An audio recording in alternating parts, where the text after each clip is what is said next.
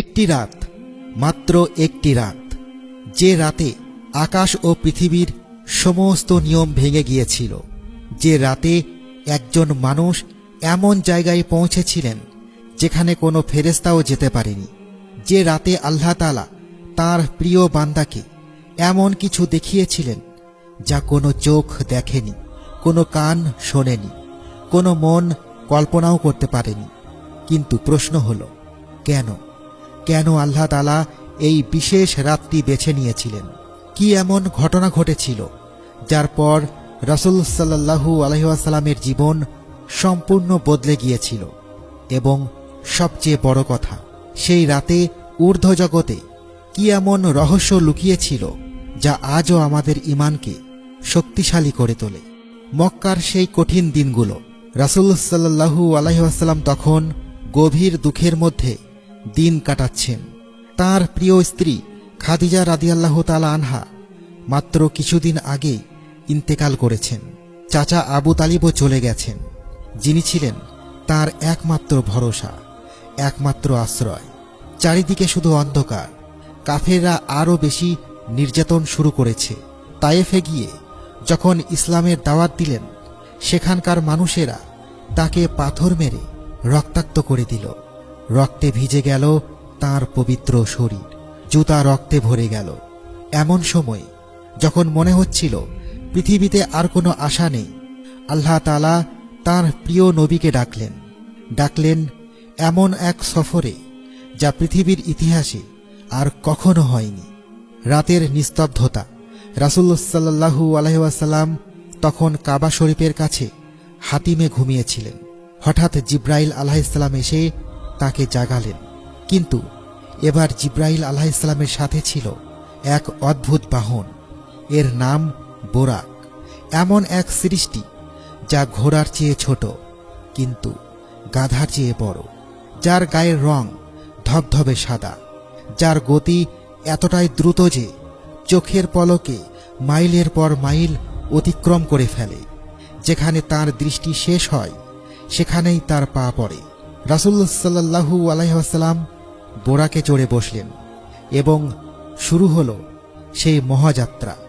মক্কা থেকে জেরুজালেম, সেই মসজিদুল আকসা যেখানে হাজারো নবী রাসূল নামাজ পড়েছেন, যেটি মুসলমানদের প্রথম কিবলা ছিল। কিন্তু জানেন কি, মসজিদুল আকসায় পৌঁছে কি হয়েছিল? যখন রাসূলুল্লাহ সাল্লাল্লাহু আলাইহি ওয়াসাল্লাম সেখানে নামাজ পড়লেন, তখন কারা তার পেছনে দাঁড়িয়েছিলেন? আদম আলাইহিসসালাম থেকে শুরু করে ঈসা আলাইহিসসালাম পর্যন্ত সমস্ত নবী রাসূলগণ। হ্যাঁ, আপনি ঠিকই শুনছেন। হযরত ইব্রাহিম আলাইহিসসালাম, মুসা আলাইহিসসালাম, ঈসা আলাইহিসসালাম সবাই সেই নামাজে রাসূল সাল্লাল্লাহু আলাইহি ওয়াসাল্লামের পেছনে দাঁড়িয়েছিলেন। কল্পনা করুন সেই দৃশ্য। সমস্ত নবীদের ইমাম হলেন মুহাম্মদ সাল্লাল্লাহু আলাইহি ওয়াসাল্লাম। এর মানে কি? এর মানে হলো আল্লাহ তাআলা ঘোষণা করে দিলেন যে মুহাম্মদ সাল্লাল্লাহু আলাইহি ওয়াসাল্লাম হলেন সর্বশেষ এবং সর্বশ্রেষ্ঠ নবী। তিনি হলেন সমস্ত নবীদের নেতা।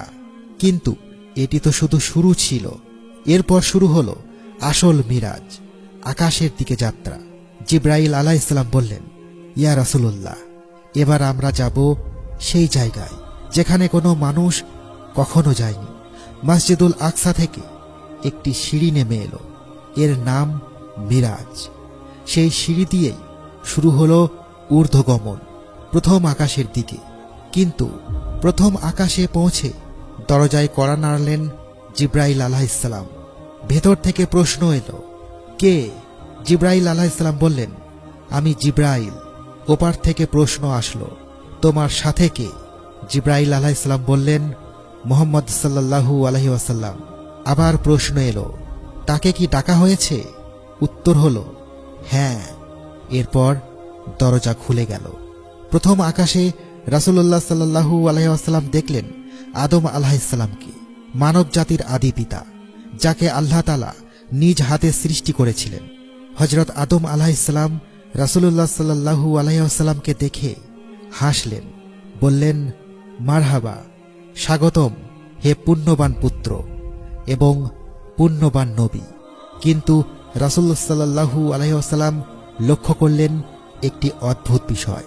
হযরত আদম আলাইহিস সালাম মাঝে মাঝে ডান দিকে তাকিয়ে হাসছেন, আবার বাম দিকে তাকিয়ে কাঁদছেন। রাসূলুল্লাহ সাল্লাল্লাহু আলাইহি ওয়াসাল্লাম জিবরাইল আলাইহিস সালামকে জিজ্ঞাসা করলেন, এর কারণ কি? জিবরাইল আলাইহিস সালাম বললেন, ডান দিকে তিনি দেখছেন জান্নাতবাসী তার সন্তানদের, তাই তিনি খুশি হয়ে হাসছেন, আর বাম দিকে দেখছেন জাহান্নামবাসী সন্তানদের, তাই কাঁদছেন। ভাবুন তো, একজন পিতার কষ্ট, যিনি সন্তানদের জাহান্নাম দেখে তিনি কাঁদছেন। আর আমরা কি ভাবি আমাদের পরিণতি নিয়ে? আমরা কি চিন্তা করি আমাদের বাবা মা জান্নাতে গিয়ে আমাদের জন্য কাঁদবেন নাকি হাসবেন? এরপর দ্বিতীয় আকাশে উঠলেন। সেখানে দেখা হলো হযরত ঈসা আলাইহিস সালাম এবং ইয়াহিয়া আলাইহিস সালামের সাথে। তারা দুজনে ছিলেন খালাতো ভাই। ঈসা আলাইহিস সালামকে দেখে রাসূলুল্লাহ সাল্লাল্লাহু আলাইহি ওয়াসাল্লাম অবাক হলেন। তার চেহারা ছিল লালচে সাদা, মাঝারি উচ্চতার, চুল ছিল সোজা। তারাও রাসূলুল্লাহ সাল্লাল্লাহু আলাইহি ওয়াসাল্লামকে স্বাগত জানালেন, বললেন, মারহাবা, স্বাগতম হে পুণ্যবান ভাই এবং পুণ্যবান নবী। তৃতীয় আকাশে পৌঁছে রাসূলুল্লাহ সাল্লাল্লাহু আলাইহি ওয়াসাল্লাম দেখলেন হযরত ইউসুফ আলাইহিস সালামকে, এবং রাসূলুল্লাহ সাল্লাল্লাহু আলাইহি ওয়াসাল্লাম বলেছেন যে ইউসুফ আলাইহিস সালামকে দেওয়া হয়েছিল পৃথিবীর অর্ধেক সৌন্দর্য। কল্পনা করুন, পৃথিবীর সমস্ত সুন্দর মানুষের সৌন্দর্য যোগ করলে যা হয় তার অর্ধেক ছিল শুধুমাত্র হযরত ইউসুফ আলাইহিস সালামের মধ্যে। এতটাই সুন্দর ছিলেন তিনি যে মিশরের মহিলারা তাকে দেখে ছুরি দিয়ে হাত কেটে ফেলেছিল। ইউসুফ আলাইহিস সালামও রাসূলুল্লাহ সাল্লাল্লাহু আলাইহি ওয়াসাল্লামকে স্বাগত জানালেন। চতুর্থ আকাশে দেখা হলো হযরত ইদ্রিস আলাইহিস সালামের সাথে, যার সম্পর্কে আল্লাহ তাআলা কুরআনে বলেছেন, আমি তাকে উচ্চ মর্যাদায় উন্নীত করেছি। ইদ্রিস আলাইহিস সালাম ছিলেন প্রথম মানুষ যিনি কলম দিয়ে লিখতে পারতেন, যিনি জ্যোতির্বিদ্যা এবং গণিত শাস্ত্রের জ্ঞান রাখতেন। কিন্তু এরপর যা হলো তা আরও বেশি চমকপ্রদ। পঞ্চম আকাশে গিয়ে রাসূলুল্লাহ সাল্লাল্লাহু আলাইহি ওয়াসাল্লাম দেখলেন এমন এক নবীকে যার উম্মত ছিল সবচেয়ে বেশি, যার সাথে আল্লাহ তাআলা সরাসরি কথা বলেছিলেন। পঞ্চম আকাশে দেখা হলো হারুন আলাইহিস সালামের সাথে, যিনি ছিলেন মুসা আলাইহিস সালামের ভাই, যাকে আল্লাহ তাআলা নবুয়ত দিয়েছিলেন মুসা আলাইহিস সালামের সাহায্যকারী হিসেবে। হারুন আলাইহিস সালাম ছিলেন অত্যন্ত সুন্দর এবং দীর্ঘ দাড়িওয়ালা। তিনিও রাসূলুল্লাহ সাল্লাল্লাহু আলাইহি ওয়াসাল্লামকে স্বাগত জানালেন। ষষ্ঠ আকাশে পৌঁছে রাসূলুল্লাহ সাল্লাল্লাহু আলাইহি ওয়াসাল্লাম দেখলেন হযরত মুসা আলাইহিস সালামকে, যিনি আল্লাহর সাথে সরাসরি কথা বলেছিলেন, যিনি ফেরাউনের মতো শক্তিশালী শাসককে পরাজিত করেছিলেন। মুসা আলাইহিস সালাম রাসূলুল্লাহ সাল্লাল্লাহু আলাইহি ওয়াসাল্লামকে স্বাগত জানালেন। কিন্তু যখন রাসূলুল্লাহ সাল্লাল্লাহু আলাইহি ওয়াসাল্লাম এগিয়ে গেলেন, তখন মুসা আলাইহিস সালাম কাঁদতে শুরু করলেন। জিবরাইল আলাইহিস সালাম জিজ্ঞাসা করলেন, হে মুসা, আপনি কাঁদছেন কেন? মুসা আলাইহিস সালাম বললেন, আমি কাঁদছি কারণ আমার পরে এমন এক নবী এসেছেন যার উম্মত আমার উম্মতের চেয়ে বেশি সংখ্যায় জান্নাতে প্রবেশ করবে। শুনেছেন, মুসা আলাইহিস সালাম কাঁদছেন কারণ আমাদের উম্মতে মুহাম্মাদিয়া বেশি সংখ্যায় জান্নাতে যাবে। কিন্তু প্রশ্ন হলো, আমরা কি সেই যোগ্যতা অর্জন করছি? আমরা কি সেভাবে আমল করছি? এরপর সপ্তম আকাশে উঠলেন রাসূলুল্লাহ সাল্লাল্লাহু আলাইহি ওয়াসাল্লাম, এবং সেখানে দেখলেন ইব্রাহিম আলাইহিস সালামকে, যিনি হলেন নবীদের পিতা, যাকে আল্লাহ তাআলা খলিলুল্লাহ বা আল্লাহর বন্ধু উপাধি দিয়েছিলেন। ইব্রাহিম আলাইহিস সালাম বসেছিলেন বাইতুল মামুরের সামনে। এই বাইতুল মামুর হল আকাশের কাবা। প্রতিদিন ৭০,০০০ ফেরেশতা এখানে তাওয়াফ করেন, এবং যারা একবার তাওয়াফ করেন তারা আর কখনো ফিরে আসেন না, নতুন ফেরেশতারা আসেন। ইব্রাহিম আলাইহিস সালাম রাসূলুল্লাহ সাল্লাল্লাহু আলাইহি ওয়াসাল্লামকে দেখে বললেন, মারহাবা, স্বাগতম হে পুণ্যবান পুত্র এবং পুণ্যবান নবী। এরপর ইব্রাহিম আলাইহিস সালাম রাসূলুল্লাহ সাল্লাল্লাহু আলাইহি ওয়াসাল্লামকে একটি বার্তা দিলেন। বললেন, হে মুহাম্মদ, তোমার উম্মতকে আমার সালাম দিও এবং তাদের বলো যে জান্নাতের মাটি অত্যন্ত উর্বর, পানি অত্যন্ত মিষ্টি, কিন্তু জান্নাত হলো একটি সমতল ভূমি, সেখানে গাছ লাগাতে হয়, আর সেই গাছ হলো সুবহানাল্লাহ, আলহামদুলিল্লাহ, লা ইলাহা ইল্লাল্লাহু, আল্লাহু আকবার। কি চমৎকার উপমা! আমরা যতবার এই তাসবিহগুলো পড়ি ততবার জান্নাতে আমাদের জন্য একটি করে গাছ লাগানো হয়। আর আমরা কতবার এই তাসবিহ পড়ি? নাকি আমরা ব্যস্ত থাকি মোবাইল স্ক্রল করতে?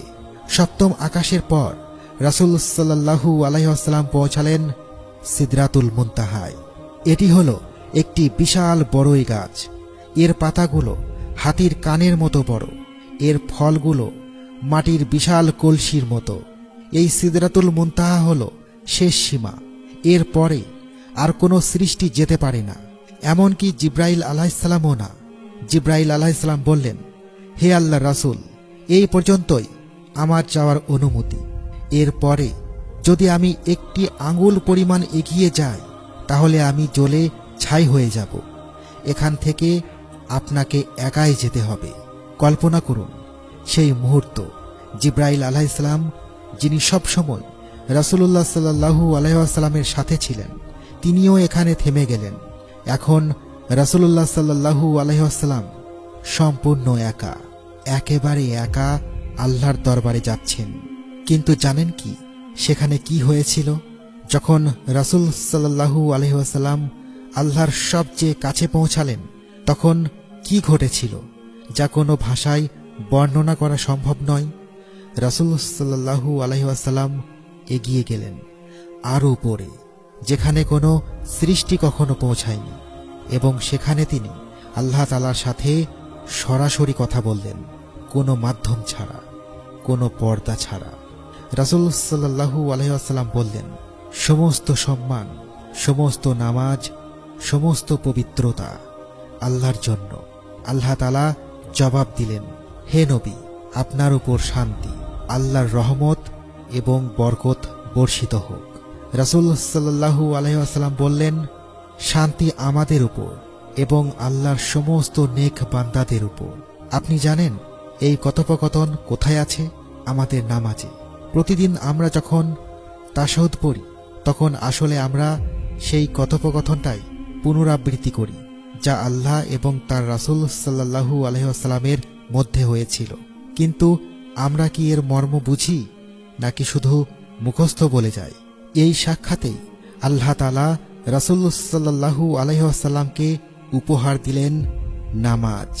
প্রথমে 50 ওয়াক্ত নামাজ ফরজ করা হলো।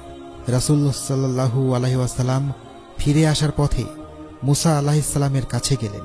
মুসা আলাইহিস সালাম জিজ্ঞাসা করলেন, আপনার উম্মতের উপর কি ফরজ করা হয়েছে?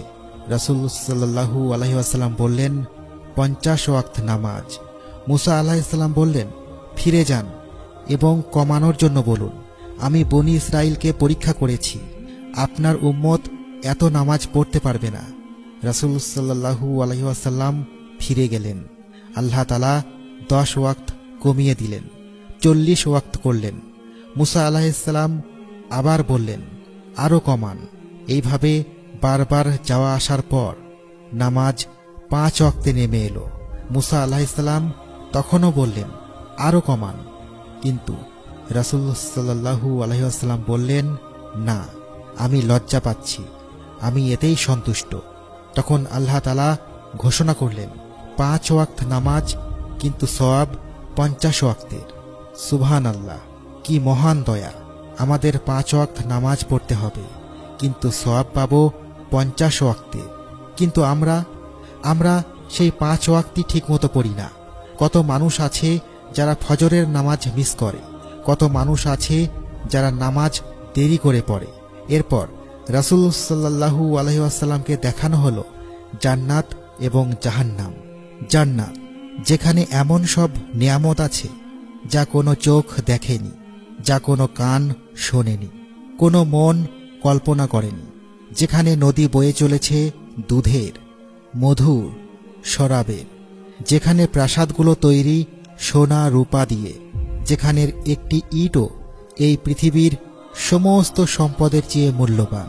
কিন্তু জাহান্নাম, সেখানকার দৃশ্য দেখে রাসূল সাল্লাল্লাহু আলাইহি ওয়াসাল্লামের চোখে পানি এসে গেল।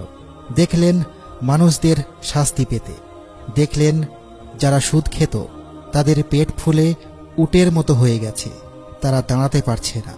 দেখলেন যারা মানুষের সম্পদ অন্যায়ভাবে খেয়েছে তাদের ঠোঁট উটের ঠোঁটের মতো লম্বা, মুখ দিয়ে আগুনের পাথর ঢুকছে।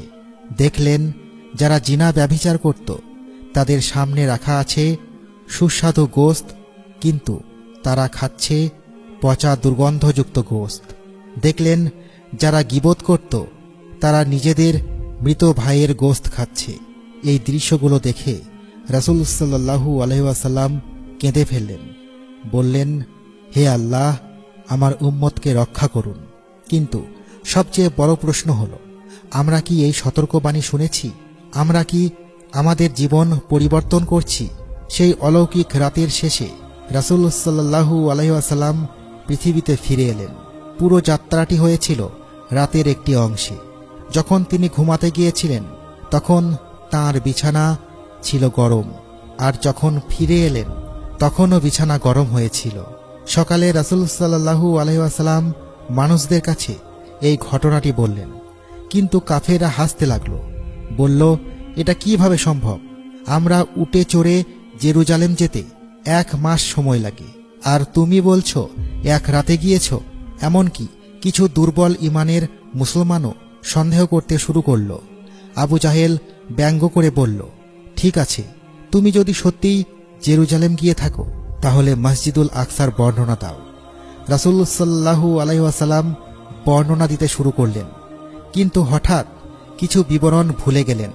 তখন আল্লাহ তাআলা তাঁর সামনে মসজিদুল আকসার একটি দৃশ্য ভাসিয়ে দিলেন। তিনি সেটা দেখে দেখে পুরো বর্ণনা দিলেন।